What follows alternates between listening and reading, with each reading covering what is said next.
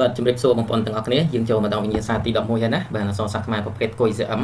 អញ្ចឹងយើងចាប់ផ្ដើមទាំងអស់គ្នាហើយដូចសមមួយដងបងប្អូនយើងត្រូវឃើញសំណួរយើងឆ្លើយក្នុងគំនិតភ្លាមៗមកបាទមកចាំសរសេរក៏បានដែរបងប្អូនឆ្លើយភ្លាមៗខុសត្រូវយើងចង់ដឹងណាវាស់វែងសមត្ថភាពតោះសំណួរទី1តើភាសាខ្មែរបុរាណគិតត្រឹមពេលណាបាទភាសាយើងមានការវិវត្ត3លើកណាបាទភាសាខ្មែរកណ្ដាលសំដៅភាសាខ្មែរបុរាណភាសាខ្មែរកណ្ដាលនិងភាសាខ្មែរបច្ចុប្បន្នឥឡូវគេសួរថាតើភាសាខ្មែរបុរាណហ្នឹងគេគិតពីពេលណាមកតើបងប្អូនអាចដឹងទេ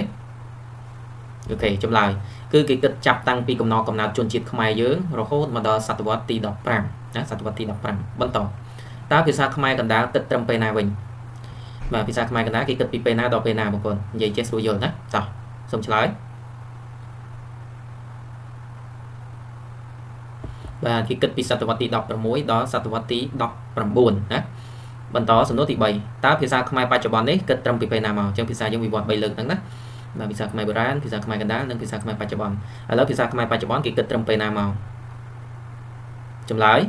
គឺគេគិតពីសតវត្សទី20ដល់បច្ចុប្បន្នយើងនេះ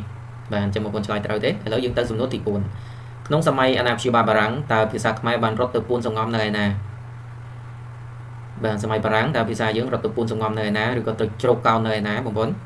បាទចម្លើយវត្តអារាមណាវត្តអារាមអញ្ចឹងគួយស្អាមខ្លីៗអញ្ចឹងយើងអត់ទៅចាំទៅថេចចម្លើយគឺលឿនហើយបាទតើភាសាបាលីបានហូរចូលមកក្នុងភាសាខ្មែរតាមរយៈអ្វីបាលីចូលមកតាមរយៈអ្វីបងប្អូនបាទចម្លើយ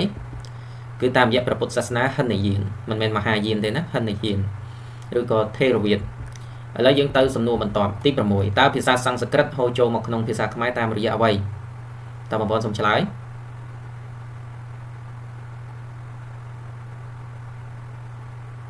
បាទចម្លើយគឺតាមរយៈពុទ្ធសាសនាមហាយាននិងសាសនាព្រាហ្មណ៍បាទឃើញទេពីរណាមហាយានហើយនិងព្រាហ្មណ៍សំណួរទី7ដោយមិនដេចដែលហៅថាគុណនាមមើលបងប្អូនដោយមិនដេចដែលហៅថាគុណនាមបាទឆ្លើយបាទអូខេចម្លើយគុណនាមគឺជាសម្ដីសម្រាប់សម្ដែងសភាពលក្ខណៈរបស់នាមឬក៏គេនិយាយម្យ៉ាងទៀតថាគឺជាពាក្យសម្រាប់បញ្ជាក់លក្ខណៈឲ្យនាមទី8តើគុណនាមមានប៉ុន្មានមើលបងប្អូនគុណនាមមានប៉ុន្មានហើយអាចរាប់បានទេបាទទាំងនោះថាយើងថាមាន3តែ3នឹងអីខ្លះបើមាន5តែ5នឹងអីខ្លះ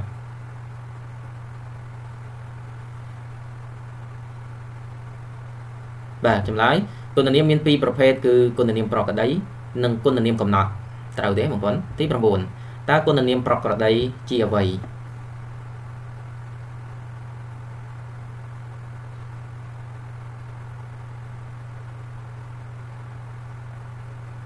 បាទចម្លើយ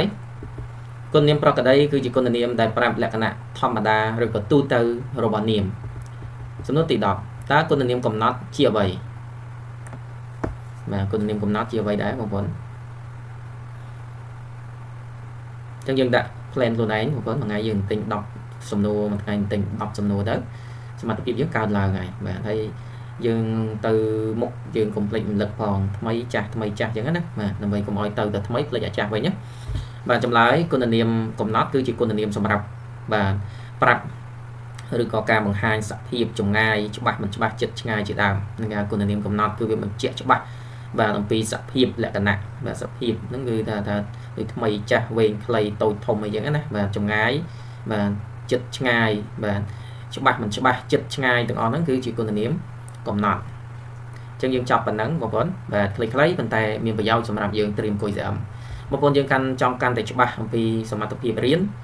ត្រៀមប្រឡងបងប្អូនយើងអាចចុះឈ្មោះចូលរៀនជាមួយគេបានណាបាទថ្នាក់រៀនគេទៅមុខហើយជាបងប្អូនយើងចាប់អារម្មណ៍ចង់រៀនពង្រឹងសមត្ថភាពកុំភ្លេចតាក់ទងមកតាម Telegram មួយខ្សែដែលដាក់បង្ហាញនេះ